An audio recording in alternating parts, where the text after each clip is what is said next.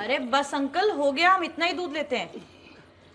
अरे अंकल, और दूध क्यों डाल रहे हो? इतना दूध नहीं लेते। अरे अंकल रुको।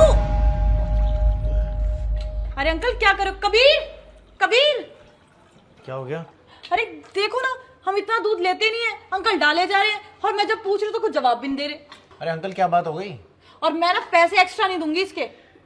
बेटा तू चिंता मत कर, मैंने तेरे को जितना भी दूध ज़्यादा दिया ना, उसके बाद तेरे से कोई पैसे नहीं लूँगा। देखिए अंकल, हम ऐसे नहीं रख सकते। आपका जो भी हिसाब हुआ है, या तो आप वो पैसे ले लो और नहीं तो आप ये दूध वापस रख लो। बेटा तेरे को दूध इसलिए ज़्यादा दिया है कि मैं कल से नहीं आऊँगा।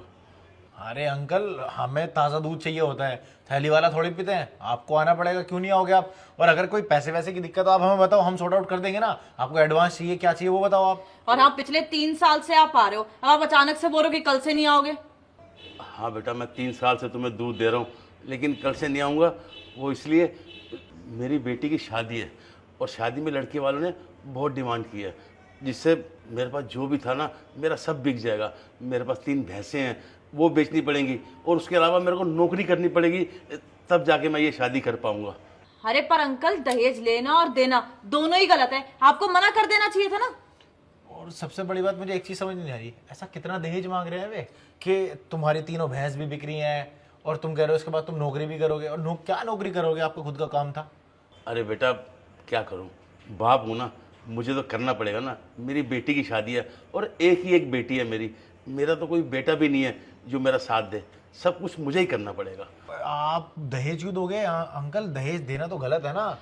पर बेटा तुम्हारी बात तो ठीक है, अब दहेज तो देना ही पड़ेगा ना, लड़की की शादी है, बिना दहेज दिए कहाँ शादी होती है आजकल।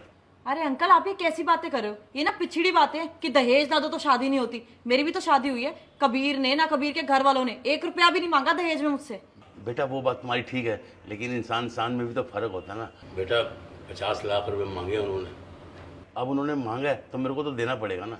अंकल ऐसा नहीं होता। आप एक बात बताओ, कल को अगर आपकी बेटी की शादी हो गई। रुक जा बेटा, मैं तुझे आशीर्वाद देती हूँ कि अगले शनिवार तक तुम धनवान व्यक्ति बन जाओगे और जो भी तुम्हारे मन की इच्छा है वो अवश्य पूरी होकर रहेगी। लेकिन बेटा, तू मेरा सच्चा भक्त है तो इस वीडियो को लाइक और सब्सक्राइब करना और जाते जाते प्रभु श्री राम का नाम लिख कर जाना। तथास्तु। और आपने 50 लाख दे भी दिए तो क्या गारंटी है वो 50 लाख से ज्यादा नहीं मांगेंगे? और ये तो छोड़ दो, आप 50 लाख लेके भी वो आपकी डिमांड बढ़ाते गए। और सबसे बड़ी बात, ये सारे पैसे लेने के बाद उन्होंने आपकी बेटी को छोड़ दिया, तो आप कहाँ जाओगे? आपका घर भी गया, बेटी भी गई, उसकी जिंदगी तबाह हो गई। और सबसे बड़ी बात ना, आगे देखने के लिए वीडियो को लाइक और चैनल को सब्सक्राइब करें।